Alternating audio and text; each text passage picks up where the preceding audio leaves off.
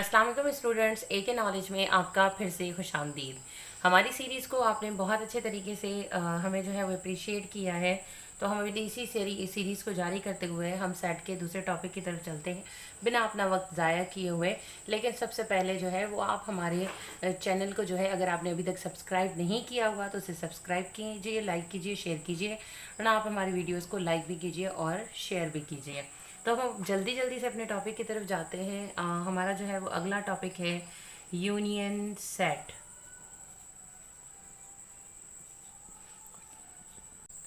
तो स्टूडेंट्स, यहाँ पे जो है वो हमारा अगला जो टॉपिक है, हम यहाँ पे यूनियन सेट को डिस्कस करेंगे और यूनियन सेट से रिलेटेड जितनी भी एक्सरसाइजेज आपकी बुक्स में आते हैं या आपके टेस्ट में जिस तरीके से आती हैं, तो आप उसको किस तरीके से सॉल्व करेंगे और आपको यूनियन सेट को किस तरीके से रिप्रेजेंट करना है, वो अब हम जो है वो अपने इस टॉपिक में देखेंगे। सबसे पहले जो है वो हम यूनियन का मतलब ही होता है, आप देखें कि इसका जो नाम है वो वर्ड यूनिटी से होता है। यूनिटी का मतलब आप उर्दू में लेते हैं कि जैसे आप किसी भी चीज़ को यूनाइट करते हैं, और आप जब जो है वो किसी भी इत्तेहाद की जब बात कर रहे होते हैं तो उसे आप यूनिटी, फिर वो आगे चल के जो है वो एक यूनियन की शक्ल इख्तियार करती है। तो सेट में भी बिल्कुल इसी तरीके से ही बात की जाएगी। यहाँ पे जो है वो हम एक, दो या दो से ज़ायद जब हम सेट लेते हैं, जब हम उनको यूनाइट करते हैं, उनकी एक यूनियन बन जाती है, उनका एक जो है वो जो सेट बन जाता है, तो हम उसे कहते हैं यूनियन सेट। तो सबसे पहले हम जो है वो आके देखते हैं कि इसकी डेफिनेशन में क्या है। तो इसकी डेफिनेशन है, तो हम यहाँ पे कह सकते हैं कि जो union of a set is a set which contains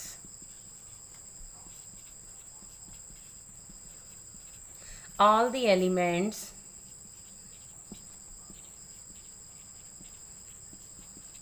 of set A or set B or both of them।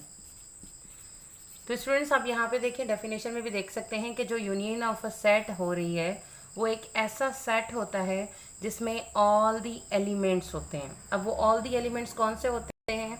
वो आपका जो सेट दिए हुए होते हैं, आपके दो या दो से जायद सेट। यहाँ पे हमने जो है वो डेफिनेशन में दो सेट्स को जो है वो रेफर किया हुआ है। एक हमने सेट जो है वो ए लिया हुआ है, तो वो जो एलिमेंट्स है वो सेट ए से बिलोंग करते होंगे, या फिर वो सेट बी से बिलोंग करते होंगे, या तो फिर वो दोनों सेट से सेट ए और सेट बी से बिलोंग करते हैं। हम जल्दी जल्दी एग्जांपल्स पे चलते हैं आपको, ताकि और अच्छे तरीके से डेफिनेशन समझ आ जाए। तो सबसे पहले हम यहाँ पे एग्जांपल की बात करेंगे कि एग्जांपल में क्या है। यहाँ पे देखें स्टूडेंट्स, हम यहाँ पे सेट ए ले रहे हैं और सेट ए में हम ले रहे हैं 1, 2 एंड 3, और यहाँ पे हम सेट बी ले रहे हैं और यहाँ पे जस्ट हम लिख रहे हैं 2 एंड 3। स्टूडेंट्स, यहाँ पे आप क्लियरली देख सकते हैं कि जो हमारा सेट ए है उसमें 1, 2, 3 है और बी है। अब हम इनको क्या करेंगे? यूनाइट करेंगे।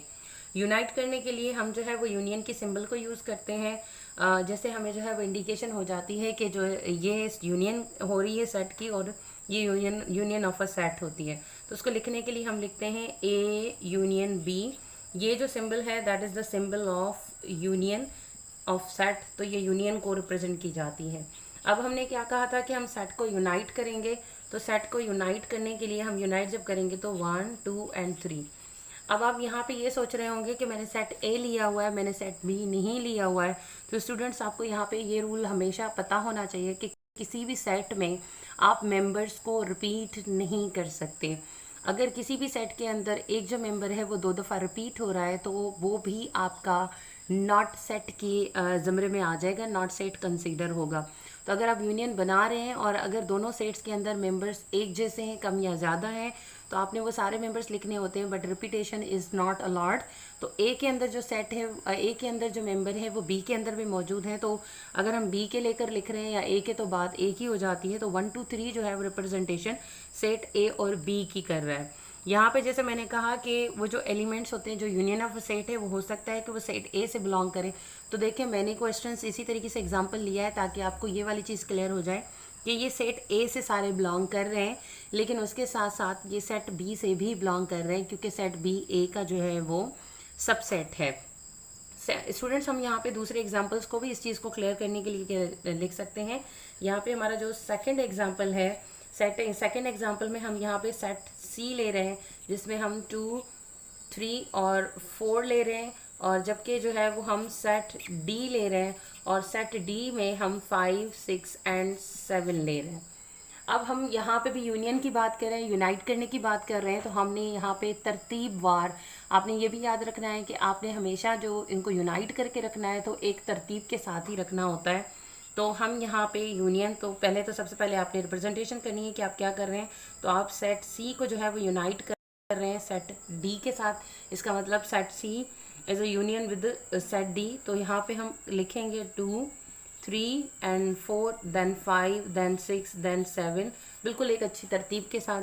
तो आप देखें कि यहाँ पे डेफिनेशन से ही रिजेंबल कर रहा है कि ऑल जो एलिमेंट्स हैं वो बोथ ऑफ देम के भी हो सकते हैं। तो यहाँ पे देखें कि मैंने सेट ए के भी सारे वो एलिमेंट्स लिए हुए हैं, मैंने यहाँ पे सेट बी के भी एलिमेंट्स लिए हुए हैं, वो बिल्कुल तरतीब से जो है वो मैंने इनके सेट यहाँ पे लिखे हुए हैं। तो यहाँ पे यूनियन आप देखें कि 2, 3, 4, 5, 6, 7, तो आप कह सकते हैं कि ये जो है वो यूनियन ऑफ सेट है। हम जो है वो आगे एक और एग्जांपल की तरफ चलेंगे ताकि आपको एक और अच्छे तरीके से ये टॉपिक्स। तो स्टूडेंट्स हम अब जो है वो अपने तीसरे एग्जाम्पल की तरफ चलेंगे ताकि हम इस टॉपिक को और थोड़ा सा वाइड जो है वो उसमें समझ सकें, ब्रॉड जो है वो कंसेप्ट में हम इसको समझ सकें। जैसा कि मैंने आपको डेफिनेशन में बताया था कि हमने वहाँ पे डेफिनेशन में 2 सेट लिए थे, लेकिन आपकी बुक्स में और आपके टेस्ट से रिलेटेड जो क्वेश्चंस आते हैं वो ज़रूरी नहीं है कि उसमें सिर्फ 2 सेट्स के यूनियन कही जाए। कहीं पर भी ऐसा भी होता है कि वहाँ पे 3 सेट्स की भी यूनियन आपसे पूछी जाती है। तो जो हम अभी थर्ड एग्जाम्पल लेंगे वो हम 3 सेट्स की यूनियन की तरफ चलेंगे ताकि आपको आइडिया हो जाए 3 या 3 से ज़ायद जितनी भी सेट हों उसको किस तरीके से सॉल्व किया जा सकता है। तो यहाँ पे हम जो है वो 3 सेट्स ले रहे हैं। यहाँ पे हम सेट ले रहे हैं सेट आई, और उस सेट के अंदर हम लिख रहे हैं ए, बी एंड सी।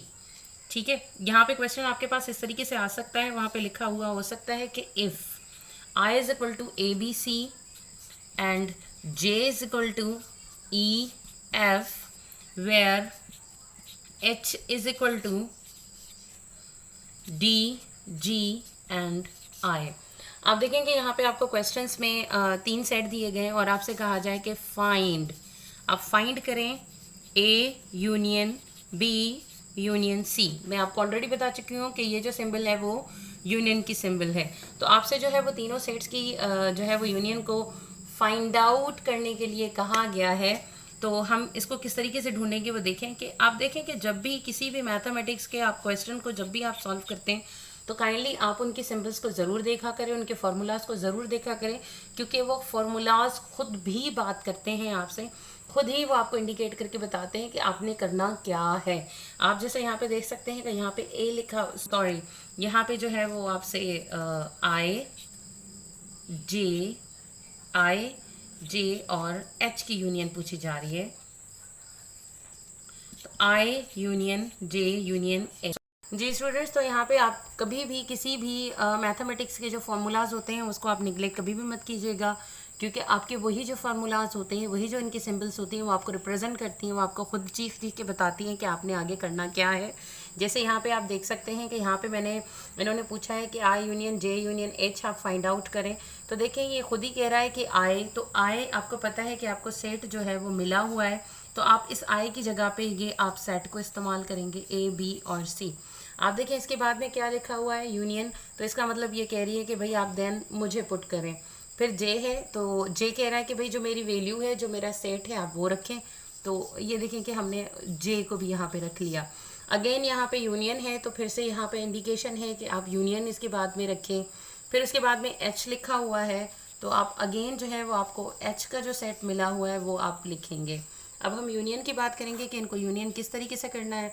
तो हमने पढ़ा हुआ है कि हमने इनको तरतीबवार रखना होता है, and repetition is not allowed if there is any element who is in repeated form. तो वहाँ पे वो हम उनको नहीं लिखेंगे, हम इनको जो है वो मिला के लिखेंगे। तो हम लिखेंगे ए पहले आता है, फिर बी आता है, देन सी आता है, देन डी आता है, ई एफ जी, यहाँ पे एच नहीं मिला हुआ, आई लिखा हुआ है, तो जो नहीं मिला हुआ हम वहाँ पे उसको स्किप कर देंगे। तो आपको ये एग्जाम्पल भी अच्छे तरीके से क्लियर हो गया होगा कि देखें कि हमने यहाँ पे सेट 3 लिए थे और उसके क्वेश्चन में पूछा गया था कि उसकी यूनियन को ढूंढे। तो मैंने कहा था कि आप हमेशा इसके इंडिकेशंस को ज़रूर देखा करें, नज़रअंदाज ना करें। आई था तो हमने पहले आई का सेट, फिर यूनियन था, फिर जे था तो हमने जे का सेट, फिर यूनियन था, फिर एच था तो हमने एच का सेट लिखा और उसके साथ साथ हमने इसको यूनियन कर दिया। अब इसके अलावा हम एक और क्वेश्चन की तरफ जाएंगे, क्योंकि ये क्वेश्चन सिर्फ इस सिंपल फॉर्म में नहीं आते हैं, इसके अलावा भी जो है वो एक फॉर्म होती है जिसमें वो क्वेश्चन आपके पास आ सकते हैं। तो अब हम अपना एग्जाम्पल नंबर 4 की तरफ जाएंगे ताकि आप यूनियन से रिलेटेड जितनी भी एक्सरसाइज है उसको ईजिली सॉल्व कर सकें। तो स्टूडेंट्स हम आगे जो है वो अपनी एग्जाम्पल नंबर 4 की तरफ चलेंगे। एग्जाम्पल में आपके जो है वो हम एक्सरसाइज में से ही एक क्वेश्चन की तरह जो है वो ले लेंगे और उसको यूनियन में किस तरीके से सॉल्व किया जाता है वो आप देखें यहाँ पे। अब मिसाल के तौर पे आपके पास आता है सेट पी। आपसे कहें कि भाई आपको सेट जो है वो पी मिला हुआ है 1, 3, 5 एंड 7 और आपको सेट जो है वो क्यू मिला हुआ है जिसमें आपको मिला हुआ है 2, 4, 6 एंड 8 और आपके पास जो सेट आर है उसमें आपको मिला हुआ है 0 एंड 10। ठीक है जी। सेट आपको किसी भी तरीके से मिल सकते हैं, उसमें कोई भी मेम्बरान हो सकते हैं, उसमें कोई भी जो है वो तरतीब दी जा सकती है। तो आपको जो है वो क्वेश्चन दिया जाए कि भाई फाइंड पी यूनियन की क्यू यूनियन आर। अब देखें कि ये जो आपका क्वेश्चन है ये थोड़ा सा पहले वाले क्वेश्चन से इसकी जो शेप है वो डिफरेंट है थोड़ी सी। यहाँ पे ब्रैकेट्स का इस्तेमाल किया गया है, देन यूनियन लिखा गया है।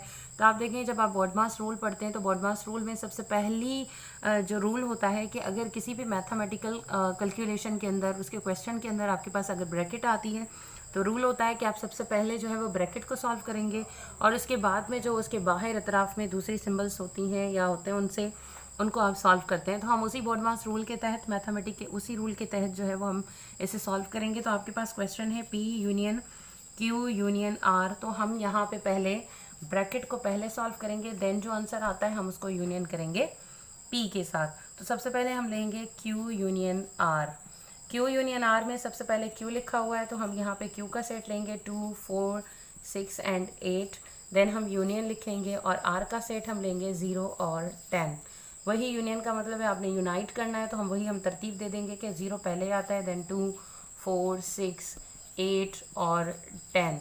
ठीक है जी। ये क्यू यूनियन आर का आपके पास जो है वो आंसर आ चुका है, जबकि क्वेश्चन में अब इसके साथ पी यूनियन भी हमने लेना है, तो इसी आंसर के साथ हम इसको पी यूनियन के ही लेंगे। तो उसके लिए हम लिखेंगे P union Q union R. P लिखा हुआ है तो हम पी का सेट यहाँ पे लिखेंगे 1, 3, 5, 7।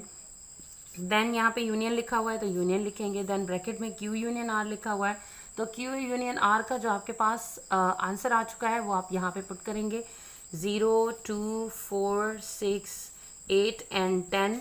ठीक है जी। आप अब इसको यूनाइट करेंगे तो वही हो गया कि 0, 1, 2, 3, 4, 5, 6, 7, 8, 9 यहाँ पे नहीं है, 10 है इमीडिएट, तो हम यहाँ पे 9 एंड 10 लिखेंगे।